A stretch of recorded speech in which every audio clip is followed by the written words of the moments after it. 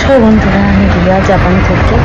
আজকে ছুটি সেকেন্ড দিন, মানে আজকে গোল্ডেন উইকের ছুটি, সেই সেকেন্ড দিন, সোমবার, 5th মে আজকে। তো বেরিয়ে পড়েছি, যাচ্ছি লাঞ্চ করতে। অ্যাকচুয়ালি আমার শরীরটা ভালো না, ফিভার হয়েছে, কালকেও ফিরতে অনেক রাত হয়ে গেছে, যে কারণে আজকে বাইরে লাঞ্চ করে ওই দুজনে একটু মুভি কেটে যাবো, এইটাই প্ল্যান। কিন্তু এত প্রচণ্ড হাওয়া দিচ্ছে যে বলবার মতো না। তো দুজনে বেরিয়ে পড়েছি। আর এই ড্রেসটা শনিবার থেকে নিয়ে এসেছিলাম, একটা শার্ট আর প্যান্ট। তো পরে ফুল লুক দেখিয়ে দেবো, চলুন বলতে যাওয়া যাক। আজকে যে রেস্টুরেন্টেতে আমরা লাঞ্চ ডেটে যাচ্ছি বা লাঞ্চ করতে যাচ্ছি, সেই রেস্টুরেন্টের অন্য যেই আউটলেটগুলো আমি সেগুলোতে গিয়েছি, মানে অন্য শহরে সেই আউটলেটগুলো অবশ্যই সেখানে আমি গিয়েছি।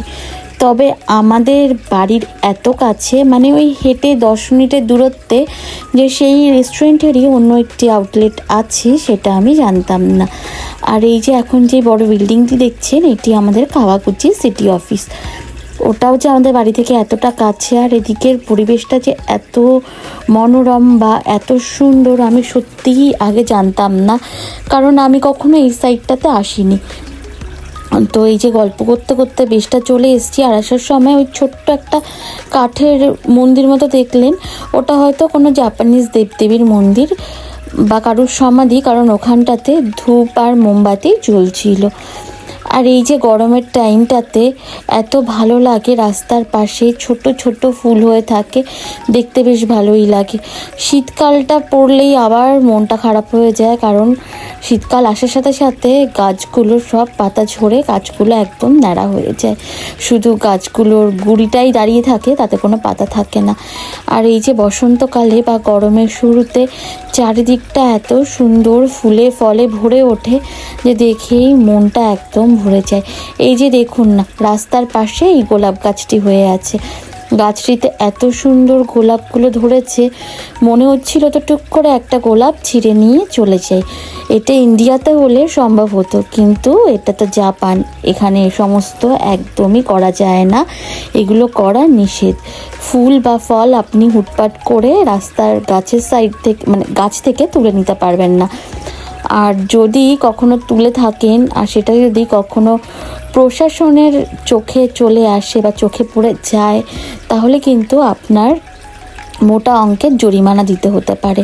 তো যাই হোক, কথা বলতে বলতে দুজনে হাঁটতে চলে এলাম এই রেস্টুরেন্টটা। এটি একটি ইটালিয়ান রেস্টুরেন্ট, এটা গাস্তো রেস্টুরেন্টের নাম।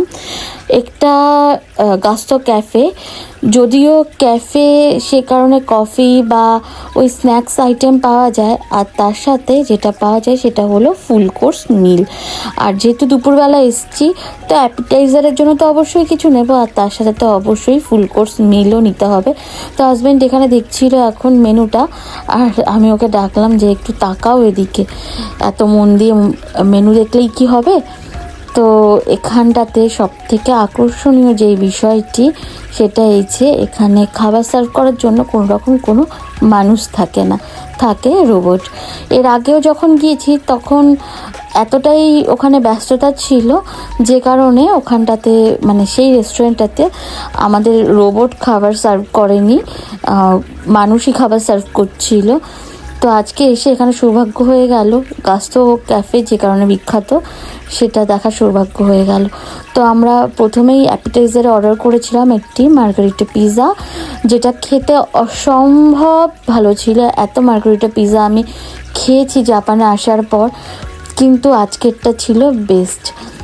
আর পিৎজা উপভোগ করতে করতে, পিৎজা খেতে খেতে চারিদিকের অ্যাম্বিয়েন্সটা করে আপনাদেরকে দেখিয়ে দিলাম।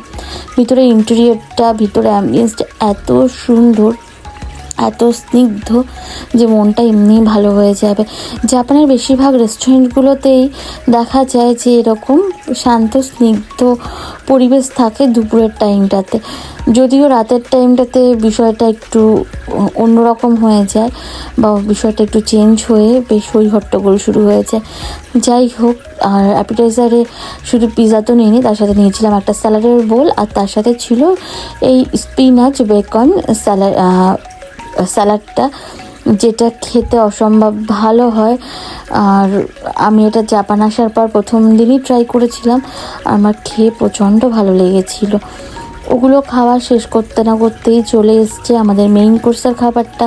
আর তার সাথে ওই যে জাপানের খাবারের সাথে আপনি যেই ম্যান্ডেটরি যে ড্রিঙ্কসটি পাবেন সেটা হলো একটি স্যুপ, যেটা এরা খাবারের সাথে খায় জলের পরিবর্তে, সেটা হলো মিসো স্যুপ। স্যুপটা খেতে অনেকেরই ভালো লেগে থাকে, তবে আমার খুব একটা পছন্দ হয় না, কারণ সামুদ্রিক শৈবাল দেওয়া থাকার কারণে একটু আষ্টে গন্ধ আসে। আর এবার এই যে রোবট আমাদের কাছে চলে এসছে আমাদের লাস্ট অর্ডার ডেজার্টের আইটেমটা নিয়ে। ডেজার্টে ছিল খুবই ইন্টারেস্টিং দুটি খাবার, যেটা আমি প্রথমবার ট্রাই করেছি। তার মধ্যে তো ছিল একটা যেটা ওয়ালনাট ব্রাউনি, যেটা খেতে সত্যি খুব ভালো ছিল এবং সুস্বাদু ছিল। আর তার সাথে ছিল স্প্লিট সানডে বানানা, যেটা অতটা আমার ভালো লাগেনি খেতে, কারণ ওটা প্রচণ্ড দুধের গন্ধ আসছিলো, যেটা আমার ঠিক ভালো লাগেনি। তো এগুলো খেয়ে খাবারগুলো শেষ করে দুজনে মিলে বেরিয়ে পড়েছিলাম মুভি দেখার উদ্দেশ্যে। আর রাস্তাতেই না ক্যাফের পাশে এরকম একটা ছোট্ট সমাধিস্থল ছিল, যেটা নিয়ে আমি অন্য কোনো একটা ব্লগে কথা বলবো। এখানে সমাধি কিভাবে দেওয়া হয় বা কী প্রসিডিওর থাকে সেগুলো অবশ্যই আমি পরে আপনাদেরকে জানাবো। তবে এই জায়গাটা থেকে আসতেও বেশ ভালো লাগছিল দেখতে, কারণ এর আগেও আমি দেখেছি, তবে কখনো ভিডিও করা হয়নি। আজকে ভাবলাম টুক করে একটা ভিডিও বা একটা ক্লিপ আপনাদের জন্য নিয়ে রাখি। আর আজকে যেই মুভিটা দেখতে এসেছি সেটা এসছে আমাদের বাড়ির পাশে এই যে শপিং মলটা আছে সেখানটাতে। মুভিটা নতুন রিলিজ করেছিল দ্য নিউ অ্যাভেঞ্জার্স। আসলে আমি আর আমার হাজব্যান্ড এত বছর ধরে যখনই মুভি দেখতে গেছি তখনই আমরা এই মার্ভেল স্টুডিওর মুভিগুলোই বেশিরভাগ দেখে থাকি। আমরা কোনো রকম কোনো রোম্যান্টিক মুভি দেখতে কখনোই যাই না, কারণ সেগুলো আমি বা আমার হাজব্যান্ড কেউই দেখি না। তো যাই হোক, যেটা আসল কথা, এই যে মাসের 5টা দিন, এই 5টা দিন প্রত্যেকটা মেয়েরই একটু স্পেশাল কেয়ার, একটু ভালোবাসা, একটু রেস্টের প্রয়োজন পড়ে। তাই জন্য প্রত্যেককে বলবো, প্রত্যেক হাজব্যান্ডকে বলবো যে এই 5টা দিন একটু মুড সুইং হলেও বউদের সাথে একটু মানিয়ে নেবেন, অ্যাডজাস্ট করে নেবেন। আর সবাই ভালো থাকবেন, সুস্থ থাকবেন। দেখা হবে খুব শিগগিরই। টাটা।